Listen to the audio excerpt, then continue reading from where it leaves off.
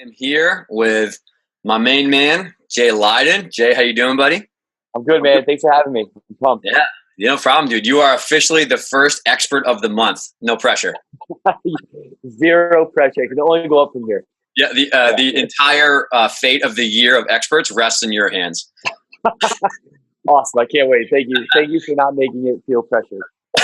So I'm really excited about this. So people that are probably viewing this might be posted in the lab on the webinars. This might be kind of put in the Facebook discussion. I'm not sure yet. But essentially what I'm trying to do is I'm trying to pay forward the last 5 years of just relationships and networking that I've been super lucky to have. Jay and I met through Dave Durrani, who was an '08 Olympian. He runs Power Monkey, which is like the most epic adult fitness vacation of all time. And so Jay and I just became friends from working together. He owns a very successful gym called CrossFit Milford. He's had multiple, national and international people on the athletic stage. And so one thing that people are really curious about was talking about like, how do you manage workloads and how do you like deal with like global stress, this like really like nebulous concept of like global stress in athletes. And, when I was rolling through my Rolodex of people who I think I've learned the most from, I think that there's a lot of things that Jay's really good at, but one thing he's just like a ninja at is this concept of managing a team dynamic, because Jay worked with, some super high level games, athletes that were teams, but also, you own a gym and you have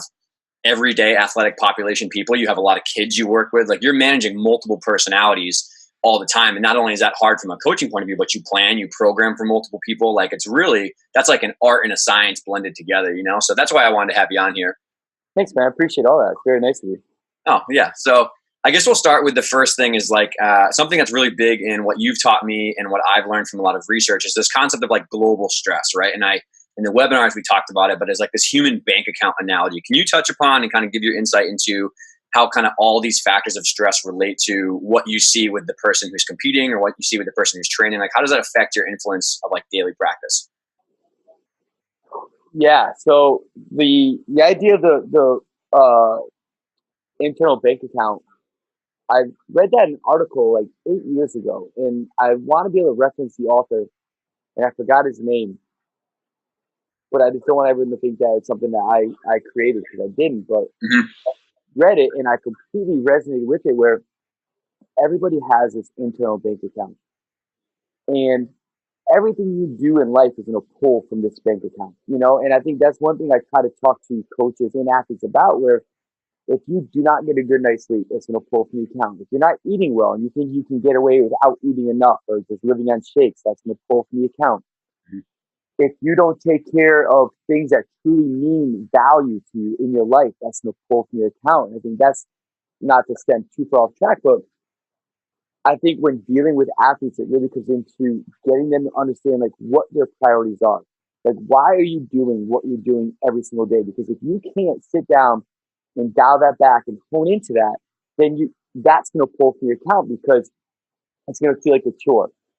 And I resonate with that a lot because of my basketball career. And my main goal in life was to play basketball.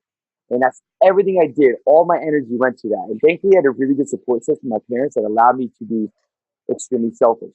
And I'll talk to athletes about that, where you have to understand that if you want to be the best that you can possibly become, you have to be extremely selfish, and that's one thing. So when I was growing up in high school, I became best friends with the janitor, and I would wake up at 5:30 a.m. and the janitor would let me into the school before the school opened up, and I'd do shooting drills, and then I'd shower and I'd go to homeroom, and I made sure that I'd get my grades done, because I know if I didn't have good grades, I couldn't play basketball, because my parents made me play basketball, and that would affect everything else. So I understood that concept of how everything ties into one another. And I became completely addicted to working out, because I wasn't most athletic. So I had to be stronger, or I had to work harder than anyone else to offset my lack of athleticism in order to get to where I wanted to go.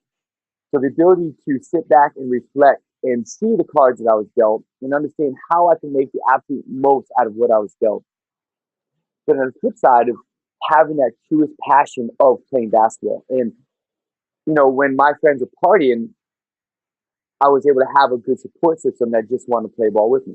So we'd have a party, and we'd just go play basketball.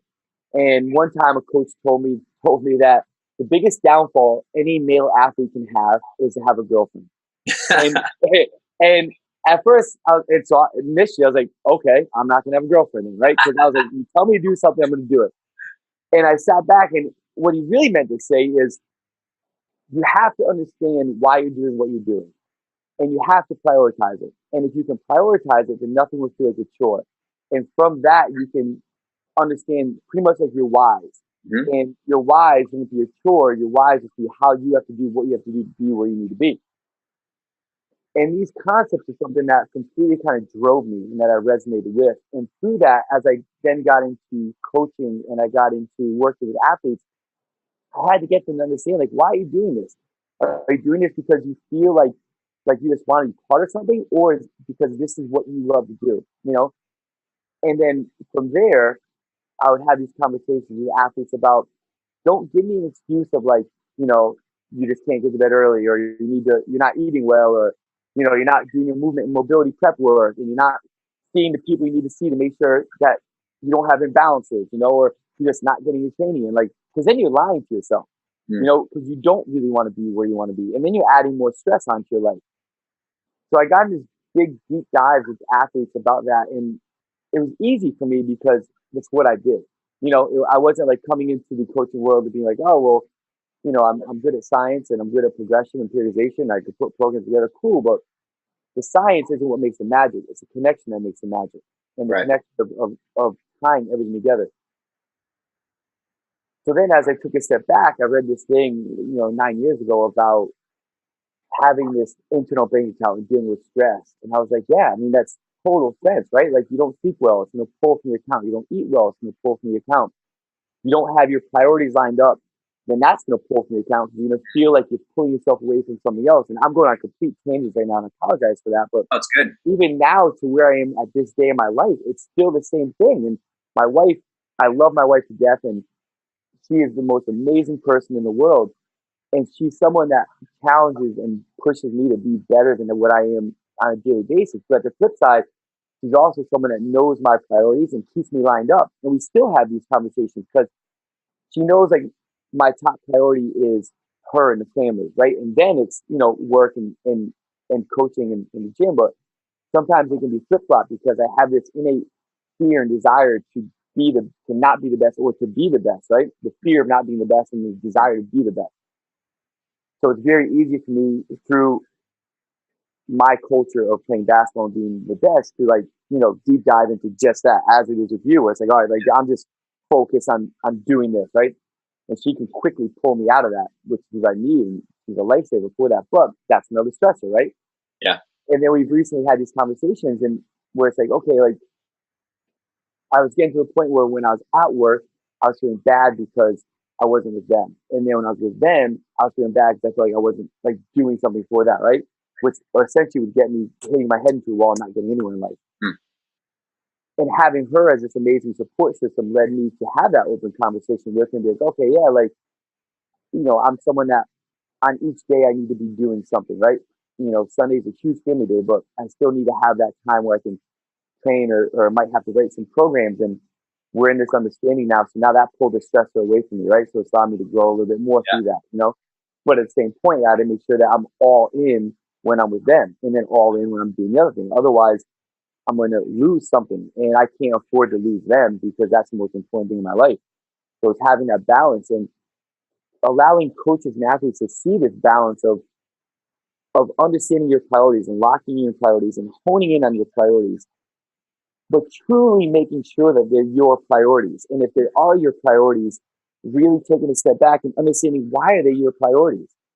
You know, is it because you want to be part of a group, or is it because it's something that you inherently believe in with your heart and soul, and it's what drives you, moves you every single day, you know? Yeah. And if that is the case, then understand how to balance not balance, but counterbalance everything. And I say counterbalance because I don't think there's balance in life. Yeah. I think there's always that yin and yang of counterbalance, you know? Like for me, my most important thing in my life is my wife and my kids, right? But it's very easy for me to be on this side with work and programming and studying and reading. But if I spend too much time here, then I'm going to lose them. If I lose them, this won't mean a thing anymore in the world, right? So I got to have this counterbalance of going back and forth. And thankfully, she allows me to do that and drives me to do that. But for athletes, it's the same thing. Like, you can't live and die with just your sport. You have to have something else that's lined up, because at that point you will die with your sport if something goes wrong, right? If something's not lined up. And I read a lot of Greg Popovich is amazing with that. So if you guys don't know who Greg Popovich is, he's the coach of the San Antonio Spurs and arguably, if not arguably, the greatest sports team in history of sports with their winning percentage based off athlete ability. And it was written in the culture code. And if no one's read that, it's an amazing book about how certain cultures grow. And he does this great thing with athletes where he'll come in and lots of the conversations, the connections he makes with his athletes are dealt around just world experiences, not necessarily the sport. And I think too many times coaches with the athletes only hone in on just the sport. Yeah.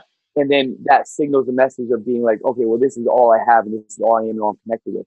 So the second something goes wrong, that adds more stress. So going back to the original question of global stress, getting athletes to understand why they're doing what they're doing and making sure that it's truly tied into their culture. Getting athletes to understand the role of stress. Like coming back from the push through it mentality. Well, sometimes yes, right? If we're in this kind of like overloading phase and I'm really trying to kind of hit this peak. But if I'm not, like what's going on with them? What's going on with their lives? What's going on with their marriages, with their bank accounts, with how their day went, how their sleep is, why is the nutrition off, all these things. Because if we don't dial into that, we're like, oh, well, that doesn't matter. Like, we're in here, we got to train, you have to do these 5x5s, you have to do these reps and sets. Well, then you're going to mess your athlete up even more because you're not understanding the concept of global stress and what's already occurring with inside their bodies, right? So I think the more that coaches can connect with their athletes, have conversations with them, but truly care about it, truly care about like who you're speaking to, and when you're speaking with them, speak to them, and listen. And my favorite question is, hey man, like what's going on, and then from there, ask you another question, and then ask you another question. Don't always feel like we as coaches need to have answers. We don't. We need to have questions because questions can give us the answers if we can listen. And the more questions we can ask with our athletes that truly care about the athlete, the more we can understand kind of where they are and where they're coming from, and being able to give them the answers that they might not want to hear, or they're going to give themselves the answers over time, Yeah. But getting athletes to know the effect of life and what it has within inside their training. And once they can understand that and balance that, then they can, I think, truly keep progressing in the training. But also the coach understand, like, okay, you're a little tired today, like, I don't really care. We got to hit it hard today anyways, right? Or being like, athlete coming in, like, they're not looking in the eye, the head's down. It takes them a while to go to their equipment. It takes them a while to get ready. You might look at them and be like, all right, like, they're a little bit off today. Let's just kind of see how that bar is moving and how they're moving. If it's not quite dialed in, yeah, we might have to dial back, right? But at the same time, I've seen plenty of athletes come in with bad days and hit a fucking PR out of nowhere, right? And I'm like, where the hell did this come from? So, and I think it's being able to read your athletes' nuances. Every athlete is going to give you nuances of what's going on and how they're feeling. The better athletes can hide it a lot better. That's why they're better. The younger athletes and new athletes can't. So knowing their trigger points will give you a better indication of how to make those adjustments on a daily basis. Because the true science of coaching and the true magic of, not science, but the true, in my opinion, the true magic of coaching doesn't deal with inside writing a program. Like you can write a program, but the biggest thing is trust. And this is something I always say, that the most important factor with inside coaching athletes is trust. You can write the greatest program in the world, but if the athlete doesn't trust you, they're not going to follow it and it's not going to be effective. You can write a subpar program, but if the athlete truly trusts you, then they're going to do the work and it'll get done and you'll see improvements. Now, when you tie that trust into truly caring and being able to read your athlete's nuances, then you can learn the true art of coaching and coaching to the athlete and coaching to that athlete's archetype. And when you can understand their archetype, that's when you can really make magic within inside the athlete. Yeah. I think I just went off on crazy tangents. Dude, that was an incredible answer, man. There is so much like gold inside of that, though. And I think kind of like, and this will blend into the next question, is I think there's really two layers to this, like stress bank account and all that kind of stuff. So one is obviously for the people that are listening, man, this applies to like you and I and like the coach themselves, right? Like, dude, it is so hard to balance your personal life and you're taking care of your own health, but then still having energy to give to your athletes. Like it's exhausting to manage a team full of athletes. And if the people who are, listening to this don't think about like, why am I coaching? Why am I doing this? Like, what are my priorities? Am I doing this to impress people on Instagram and show off the gold medal and like all this other kind of stuff? Or do I truly care about my athletes and I want to make a community that really helps people, right? And so like, that's the first layer. But then the second layer is if you're working with a bunch of athletes, like one of the roles that you have as a coach is to help prod out these questions about why are you doing this? Like, what are your motivations? Like, because if you pursue anything at a high level, man, it is hard. Like, dude, all this stuff, weightlifting, CrossFit, gymnastics, this stuff is hard. And it's like, if you don't have that stuff lined up and you can prod that out of a coach and maybe have like a little worksheet about writing down your values and your whys, because when athletes are going to hit a sticking point, right, that's what they depend on. They depend on those sources of motivation and all those things that keep them going. That's going to be so important. If you don't line that up first, man, talk about the external stress. Like, that's massively stressful if you're thinking about what other people think about you more than yourself, or you're trying to impress people, or you're worried about what social media says, or you're worried about who thinks about this. Like, that stuff's extra stress that you're taking away from your resources, your bank account, to put towards training, right? Right, absolutely. Yeah, and I think too, like, make sure your support system knows your path and what you're trying to do, but not neglecting them. Yeah. Not neglecting them. Like, having the time and the space. Otherwise, your world is going to be completely confined by one thing, and that's one thing that my wife helps me with so much. Like, like letting stuff go, knowing what to hold on to, knowing when to cut stuff off, knowing when not to cut stuff off. And she's a complete pillar for me with that. So make sure your support system understands that. Yeah, and that kind of goes into the, you have your withdrawals from the bank account as training, and you want to push kids, and, the mental stress, pressure, like emotional stress, like that is, I think people unfortunately think that more is always bad, right? But there's an optimal dose. It's like aspirin. 2 aspirin will help your headache. The whole bottle's going to kill you, right? And so, like, that's what coaches do, is we're trying to find the optimal dose of physical, mental, and emotional stress. But you have to have your deposits. You have to put things back in the bank account with the physical side of sleep, nutrition. But maybe it's going to watch a movie with your friends on a Friday night after a practice because you're super stressed out about a meet, or maybe it's talking with your wife, or figuring out your whys. Like, that puts stuff back into the bank account so you can recover, right? Like mental. Yeah. Like, and this is one thing I'm constantly working on, getting rid of this fucking thing, right? Yeah. And like, just being in the moment and being involved, like when I'm with my wife and my kids, like being with them, and not worrying about myself, which I need to keep doing a better job at. Yeah. But little things like that, are those little things are what continually can add back into your bank account to put you at a higher level to perform, And it's like, for myself, it's like, oh, like, it's 10 o'clock at night. Let me just get some programs done and do some work. It's like, well, what else does that do to me? One, it's pulling away like my connection with my wife if we're trying to hang out when the kids are asleep, which can mess up my bank account more. Number 2, I'm just doing work to do work at night, and I might not fully be engaged because my brain needs to come down. Number 3, it might be pulling away from my sleep, rest, my recovery to do a better job the next day. And I think all these things people need to constantly work at. And I think, I got in this conversation today with someone, and there's like different stages. You're a boy, and when you're a boy, you're quote unquote, dialed into being a hero. And being a hero isn't necessarily the right thing to do. And I was talking to my really good friend about this actually today, Angelo, and it's like a hero is like, if we look at Top Gun, a hero is Maverick before Goose dies. Yeah. Going into it, like, no fear, no pain. I could do whatever. I could do it all. Like, and then the kind of like the teacher, the master, is almost Iceman, where it's controlled. He knows his limitations. He knows what he's good at. He knows what he's not good at. And you kind of see Maverick go into that realm towards the end of the movie, right? But it's understanding different stages of life, from being a technician where you're gathering this information and you're gung-ho and you're all this, and then being a craftsman where now you're like, all right, well, now I'm trying to work and refine on the things I've created and understand I can take from here, I can take from there.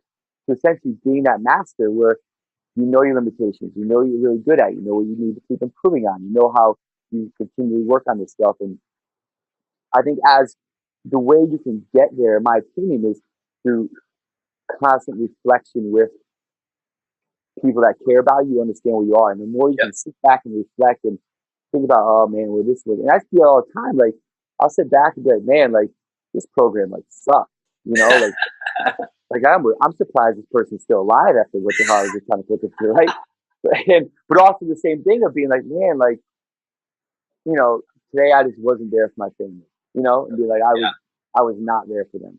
And being like, or today being like, wow, like, I was at practice today, and like, my mind was also with these athletes, The more you can reflect, and I think from there, reflect, be like, well, why? why wasn't it there? Why wasn't it there? Well, and then the more you can kind of keep breaking itself down, we almost asking yourself these questions, you get to kind of the root, and not that superficial answer. And I think having that internal conflict with yourself is good, where you can find the root cause and the root answer to your own question of, well, why?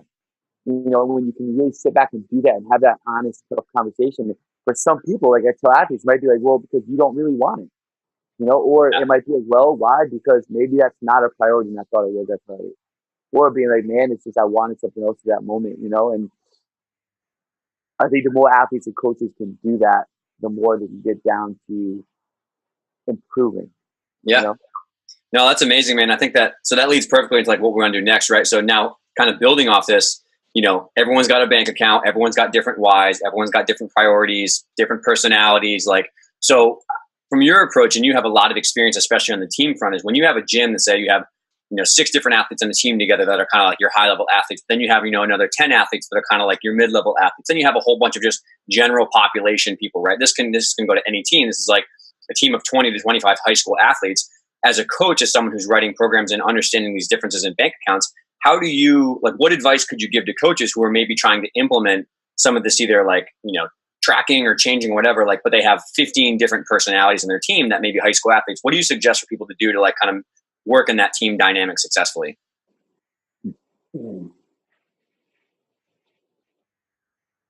Communicate. Yep. Huge. I think that's the biggest thing. Over the years, two things. I'll probably keep adding to this. I feel like I'm going on tangents. I apologize for that. Good. Let it roll. One is letting go of your ego. I think too many coaches, myself included, have egos. And I'm sure, I know you've read it, but great book, Ego's the Enemy. Everyone should read that book. And I think more you can pull away from I and me, and you can put in, or whatever, we or us, the better. And I think lots of problems stem from an ego. Like, if an athlete has an issue with you, the way they respond, like this, sometimes you need to be tough as nails and be like, who do you think you are speaking to me like that? The other times you need to step back and be like, all right, well, what's going on right now? Like, what's the root of the cause, And the more you can pull your ego out and pull yourself, I think one thing we always have to realize is that it's not about us. It's about them. And if you're in it for you, right, then you're not going to be good. If you're in it for them and the team and the mission and the vision, the better you're going to become and the more successful you're going to become. So being able to pull your ego out is huge,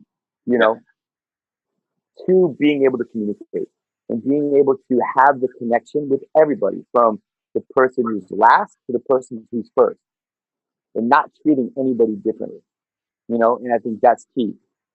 But the more you can communicate and truly know who the people are, then from a programming perspective, the more you can adapt the program based on what they need.